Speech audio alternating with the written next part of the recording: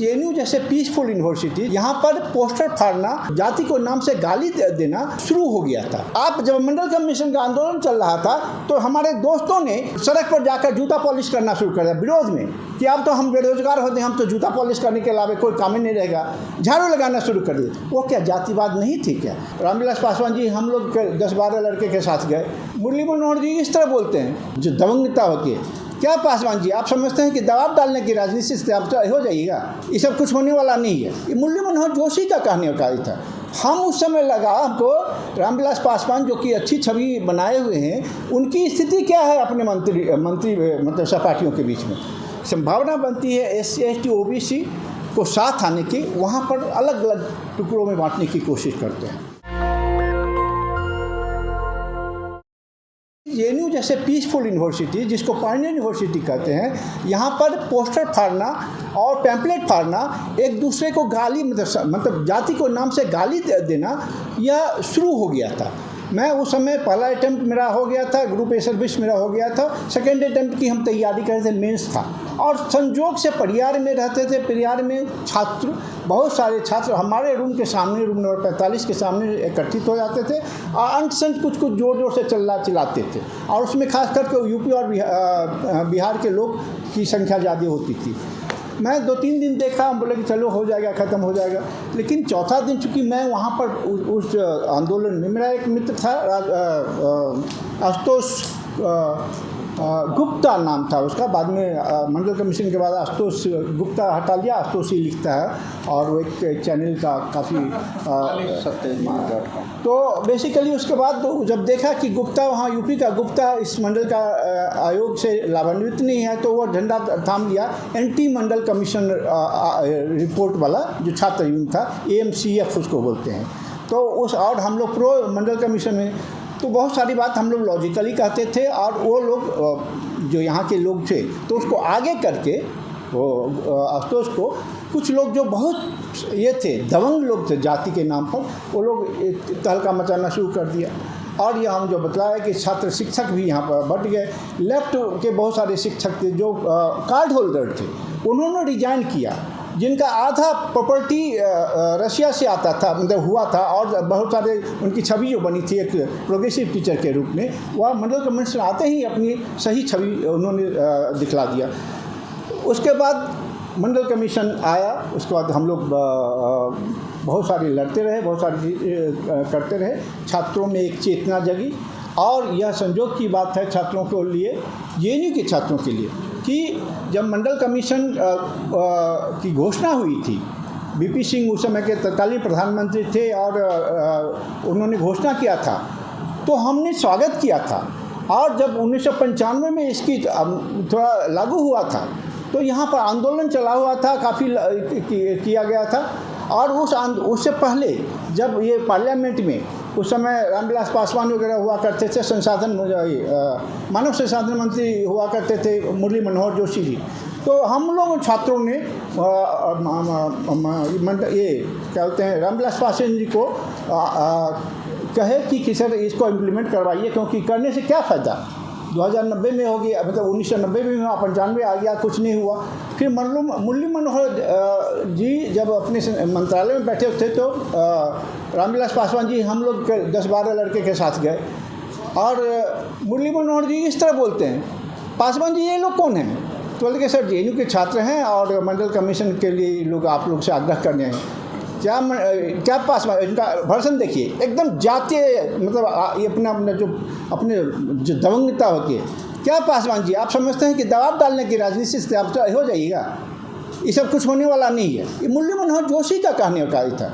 हम उस समय लगा हमको रामविलास पासवान जो कि अच्छी छवि बनाए हुए हैं, उनकी स्थिति क्या है अपने मंत्री मतलब सहपाठियों के बीच में। तो बहुत सारी चीज़ हुई। इसके बाद यह इम्प्लीमेंट हुआ 2008 में, जो इसका इम्प्लीमेंट हुआ, दूसरा जो इसका फीस, जिसमें यूनिवर्सिटी या कॉलेजेस में छात्रों को आरक्षण दिया गया, तो लेकिन वहाँ पर भी चाल चली गई।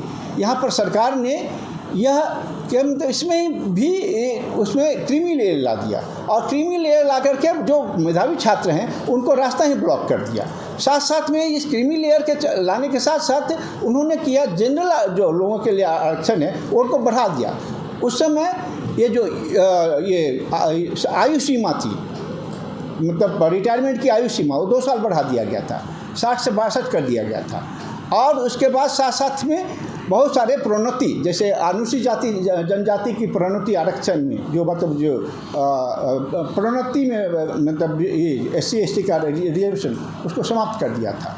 तो इस तरह का हम जो देखते हैं कि जो एक संभावना बनती है SC ST OBC को साथ आने की, वहाँ पर अलग अलग टुकड़ों में बांटने की कोशिश करते हैं। और यह मेरा अनुभव है कि, और हम लोग 7 अगस्त 2010 था ऐसा था, जो छात्र यहाँ रहे होंगे, हम लोगों ने अखिल भारतीय पिछड़ी जाति छात्र संघ का गठन किया था, एक इस खुशी में कि हम लोग मंडल कमीशन को इम्प्लीमेंट करवाए हैं। तो JNU को यह भाग्य फिर से मिल रहा है कि जो भी कुछ आगे चल रहा है, इससे आगे का कार्यक्रम का निर्धारित हो रहा है या JNU से ही हो रहा है।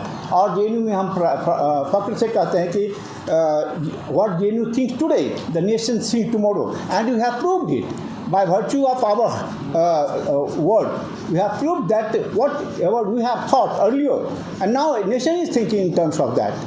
तो बहुत सारी चीज़ को हम जो कहना चाहते हैं, एक तो ये है यूरोप के बारे में। जब मैं एज ए छात्र मैं यूरोप में वहाँ पर बेसिकली यूरोप जो देख रहे हैं अभी बहुत सारे राज्य, चाहे स्पेन हो, जर्मनी हो, फ्रांस हो, पुर्तगाल वगैरह, ये छोटे छोटे राज्य नहीं थे, वह बड़े बड़े एम्पायर हुआ करते थे। Roman holy empire, Austro Hungarian empire, tsar empire and all this thing. तो बड़ा सा उसमें स्टेट का फॉर्मेशन नहीं था। तो दे स्टार्टेड मतलब struggling for formation of their nation state, और भाषा और उनकी कल्चर के आधार पर नेशन स्टेट का फॉर्मेशन हुआ। स्टेट का मतलब है क्या, people, those people who are residing. हम लोग तो जानते हैं, क्लास 6 में हम लोग पढ़े हैं कि स्टेट क्या है। Essentially, there are 4 essential requirements for formation of state, and that is what the fixed territory, people living in that fixed territory, population, and the government, which is formed by government people, or otherwise in the imperial system, or any form of government, and then the what is a government. The sovereignty lies with the people and all. So ये basically हम ये कहना चाहते हैं कि चारों जो चीज़ है, हमारे देश में क्या हुआ, आज़ादी से पहले किसी खास वर्ग का वर्चस्व था, और इसलिए ये जो हमारे समाज के अनुसूचित तथा अनुसूचित जाति या शूद्र वर्ग कहिए, जिसमें पिछड़ी जाति के लोग भी आते हैं, वह उनको आदमी की दर्जा ही नहीं दिया गया था, वह निकृष्ट जीव जंतु की तरह ट्रीट किए जाते थे। इसलिए उनमें यह भावना ही नहीं कभी उत्पन्न होने दिया गया कि तुम भी एक सम्मानित नागरिक हो, और वह राजा और हम लोग प्रजा। तो राजा और प्रजा का कॉन्सेप्ट था। या आज़ादी के बाद ही, या आज़ादी के लड़ाई के दौरान ही हम लोगों ने ये जो आइडिया ऑफ इंडिया की बात करते हैं, different state, different region of India have evolve this idea कि हम लोग भी भारत के अंग हैं, और उन्होंने अपनी अपनी समस्याओं को लेकर के हम लड़े। और इसमें जब एक नागरिक का कॉन्सेप्ट हुआ, then we became, after independence we became citizen. We didn't remain subject as during the imperial, basically monarchical system। हम लोग राजा और प्रजा हुआ करते, अब हो गए सब मतलब सिटीजन। और सिटीजन होने के नाते हमारा अधिकार बनता है प्रजातंत्र में, हम अपने अधिकार का हम मताधिकार का उपयोग करके अपना प्रतिनिधि को चुनते हैं, और वही हमारा प्रतिनिधि जो सॉवरेंटी जहाँ के बढ़ते हैं, हम जो संप्रभुता की बात करते हैं, तो हम अपनी संप्रभुता उसको सौंपते हैं कि तुम जाकर के पार्लियामेंट में हमारी बात करोगे। और इसलिए हम रूसो की बात करेंगे, या अब्राहम लिंकन की बात करेंगे, या फिर लिंकन की बात करेंगे, तो सारी बात को हम यही मानते हैं कि हमारे जो प्रतिनिधित्व की शक्ति है, हमारे जो एक सिटीजन होने की क्षमता है, वो मंडल कमीशन के तक इस बात को नहीं माना गया था कि देज पीपुल हैव इक्वल राइट। उनको सत्ता और शासन में, शिक्षा, शासन, सत्ता में बराबर का अधिकार है, क्योंकि उन्होंने कभी यह महसूस ही नहीं होने दिया था। मैं चूँकि समय कम है, इसलिए मैं चाहता हूँ कि यह एहसास हमको मंडल कमीशन के आने के बाद जब हम लड़े तो मंडल कमीशन में आज इतनी संख्या में हमारे पिछड़ी जाति तथाकथित उसको उन्होंने पिछड़ी बनाया है, न कि हम बन गए हैं। तो पिछड़ी जाति अनुसूचित जाति के लोग जो हैं तो प्रतिनिधित्व करते हैं। तो यह जो शिक्षा की बात है तो शिक्षा में प्रतिनिधित्व हम उस दावे के साथ करते मंडल कमीशन के होने के कारण हुआ है।